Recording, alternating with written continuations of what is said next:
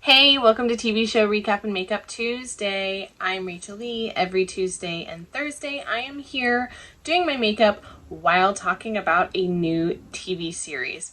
If you love makeup and TV shows, hit that subscribe button so you can get notified every time I upload a new video. Today, I am talking about Cruel Summer, Season 1, Episode 7.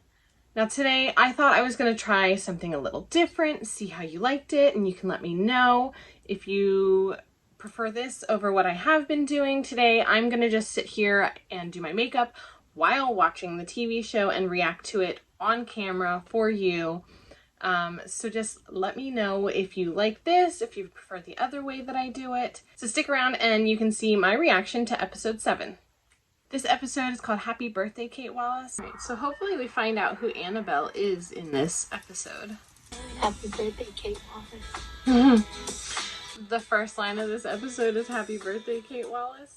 Ooh. So we see in this part Martin Harris. He tells Kate that nobody's looking for her anymore. Even Jamie's given up on her, and he is dating Jeannette Turner now. So let's see how she reacts to this, and that this is her world now. And Martin Harris is basically trying to get her to feel like nobody cares about her, and so she gets more comfortable and allows him in. So she stops fighting him on everything. But it looks like you're already Bella the Ball, and dinner's not even until 7. I just have to say, during this part with Kate and her mom, I absolutely hate Kate's mom. She is a master manipulator, and I just don't like her. Birthday? And I don't really have much of an appetite. In this scene, it's 1994, and Mallory comes over to hang out with Kate, and she doesn't even realize until they mention about it being her birthday that it's her birthday, and she's like really excited and happy that Kate actually invited her over for her birthday. That was the person she picked. More Annabelle info? Sit with me. So in this scene, she asks Mallory, it's 1995, and Kate is listening to her tapes from her therapist, and she asks Mallory to listen with her. Deep breaths. Deep breaths. In and out. Try to breathe. I want to stop.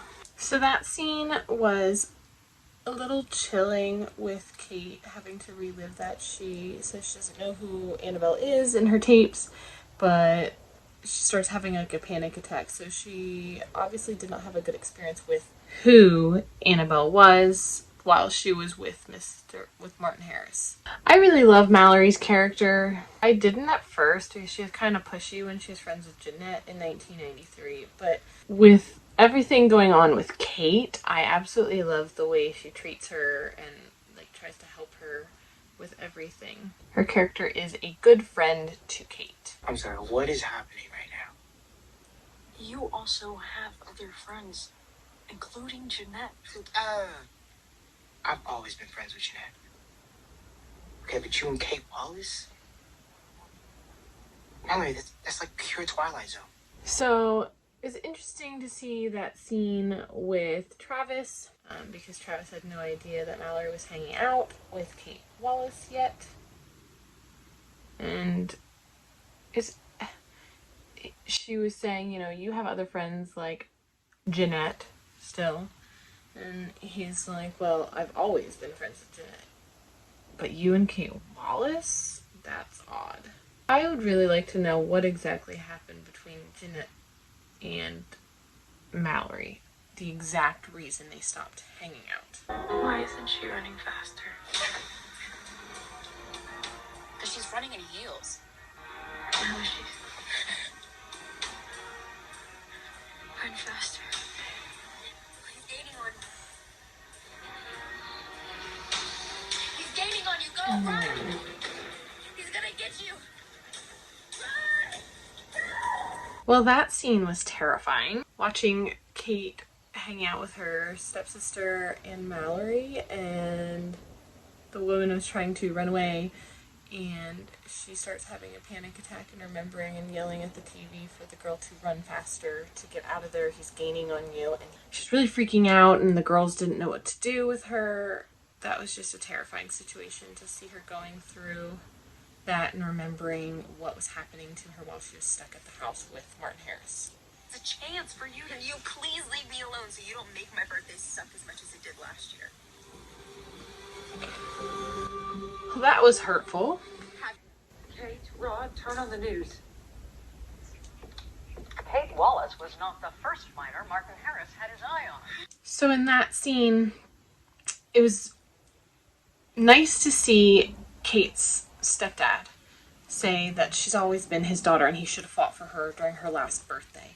But then their mom comes in and tells her to turn on the news, and we hear that Mr. Harris, Kate was not the first minor that Mr. Harris tried to abduct.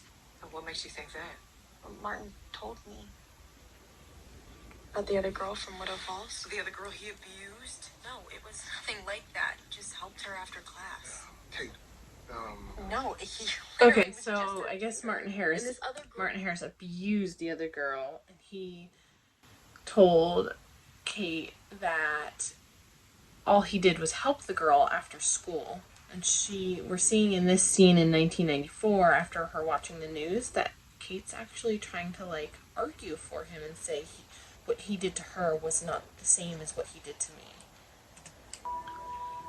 And we see here her mom uses this. Kate's mom uses this part to get her to go on the show and talk about what happened to her.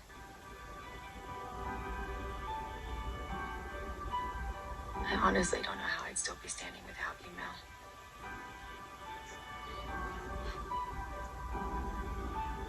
But how did you manage? I really don't want to like Kate because starting the show off, it seemed like she was not meant to be the likable character, and Jeannette was, but now, I don't know, with everything going on, it seems like Jeanette's not the likable character and Kate is. But I really love Kate and Mallory's friendship. They seem like great friends together, and I love Mallory's gift to her for her birthday in 1995. hello? Who's there? Jamie? Hi. Are you okay? Shit. My bad. Kate? Kate, is he okay? So in this scene, we see Kate and Jamie. We see Kate and Jamie walking and trying to get back to Kate's house. But Jamie's really drunk and he has to go to the bathroom, so they're in front of Martin Harris's house, and he's trying to pee. And then Martin Harris comes out, saying what's going on. And he's like, "Oh, are you okay, Jamie? Kate, is everything okay?" And she's like, "Yeah, he's just a little drunk." And he's like, "Okay, well, I can give you a ride home because it doesn't look like he's walking anywhere," which Kate is very appreciative of. So we see, there's a lot of events where he's helped Kate out so he could build that trust and likability in him for her. Mama, I wasn't the one drinking. And why should I even believe you? I'm not the one in this family with the honesty problem. Ooh. Or doing what? Ooh. You let's stop this before we say things we don't mean. Huh. Did she see you doing? Mama's getting caught in her lies.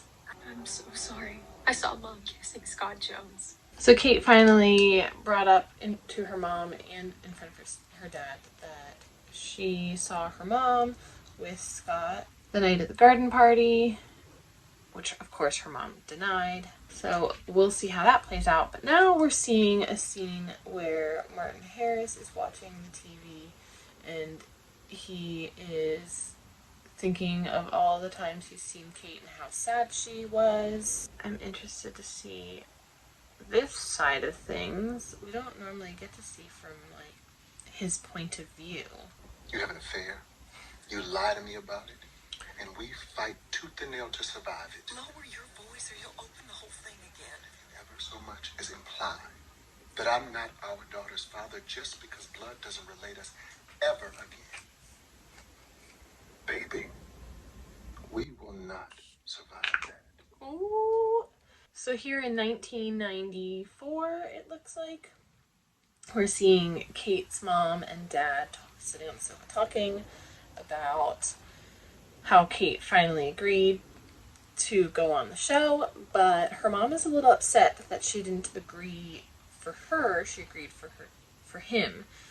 She's like, I'm her mother, and he's like, are you implying that I'm not her dad?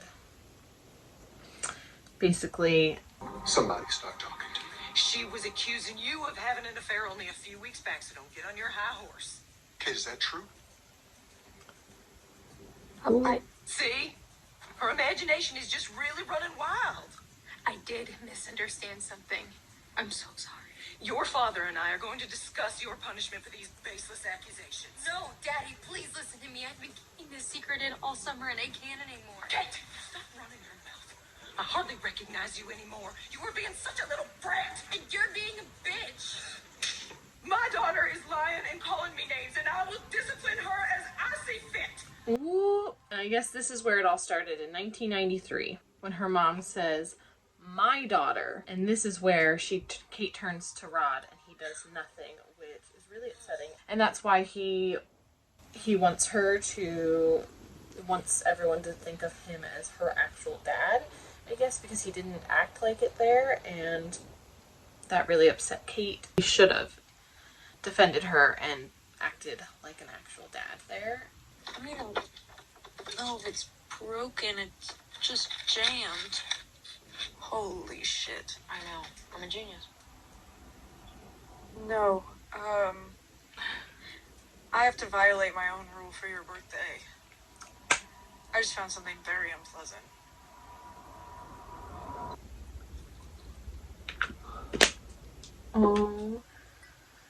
Oh my goodness. So Mallory found a printer in the donation box and a backup printer, and Mallory's like, oh, it doesn't even look like it's broken. Can I have it?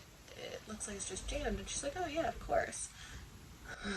And they find something in the printer. Oh my goodness. Kate is about to go up to her mom and talk to her mom about this. Do you hate me? Or something? Ooh. You print this and concoct a story that someone sent it to me? Kate, let me tell you. Oh my god. Her mom is the one who printed out that paper that said liar and taped it to the front door and made up that story that someone else did it. And I'm not sure why, and I wonder if we'll find out why. Yeah.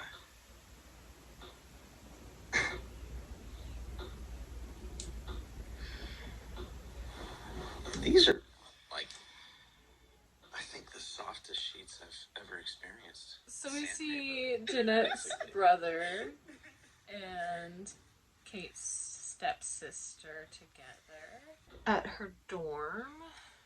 Hey, can I check my email? Which is interesting. He asks her if he can check his email, so I think something is going to happen here. He's gonna find something on her computer. She's been talking to Kate in the chat room. He's reading everything they've talked about in the chat room together. Kate doesn't know that it's her stepsister that's talking to her in this chat room. So I'm interested to see, he's very, very appalled. He looks very mad and upset. I'm interested to see what he saw in there that he was so concerned about. And the moment that I questioned you, you tore into me. You raised me to be blindly obedient, trusting, and open, and he took that. I know he did. But you teed him up. Oof. Marsha Bailey show? Whose brilliant idea was that? You agreed to it. At your urging, and it got me sued. Because you went off script. Because I'm not a puppet. Ooh. Oh my gosh. This scene here is so strong. Her and her mom fighting. Daddy gets that in Her blaming her mom for setting her up to be groomable. Oh. This scene is extremely powerful between Kate and her mom, and them talking about their feelings, and Kate saying she misses her mom, and her mom saying the reason why she made the liar letter was so she had a bad guy. She felt like there was a bad guy still, and that she took this case seriously. She said, I didn't protect you against Martin Harris, I will protect you against anyone else. So that scene was very emotional and very powerful. Naive, simple, boring. Oof. But this scene from 1993, her mom was so terrible the way she talks to her. So we see in 1993, after that fight, she left. Oh. Her mom thought she was going to Renee's or to Neil's house. But it looks to me like that's not where she ran away. It looks like she ran away. I was thinking about what you said earlier. To Martin Harris's house. That I was a sicko and making me out to be the bad guy. I want you to remember exactly how you ended up here. Ooh. We're seeing in one of these last scenes, Kate in Mr. Harris's house, and he is using her mom as an excuse. He said, you know, before you call me a psychopath, the person who makes your food for you, remember what drove you to be here, why you're here. Basically saying, I'm not the psychopath, your mom is. She's the reason you came here to me to seek. He's just, Martin Harris and Kate's mom are both super manipulative, narcissistic people that know how to manipulate a young mind into doing exactly what they want. And I hate that in a person. I absolutely hate manipulative, narcissistic people. We're seeing Jeannette for the first time in this episode at the very end in 1995. And okay.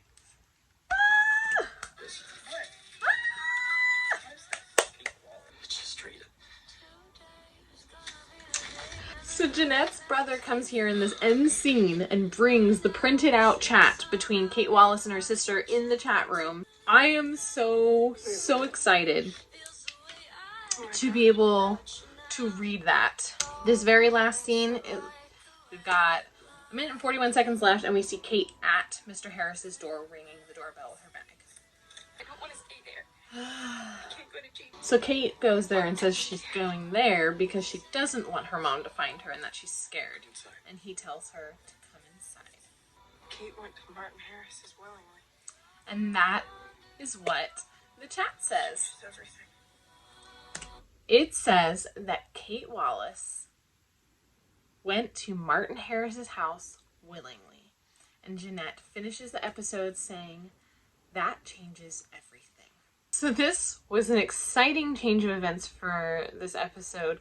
Jeanette's brother is such a good brother. I love his character and the way he is towards Jeannette and how he still believes in her after so long. And he was so sad that he can't be there for her because he's in college now. This episode was all about learning about Kate and what happened with her family that led to her willingly going to Martin Harris's house in the first place. And while, yes, he was grooming her, she wasn't abducted, which is what they claimed happened. So that changes so many things. And now Jeanette's brother found that out, so he was able to give her that, and they all, have that evidence. There are, I think, only 2 episodes left to the season, so I'm really excited to see where this takes us. Let me know if you liked the way I did the reaction to this episode, or if you liked me watching it first and then reacting to it afterwards. Which do you prefer? Comment below and let me know.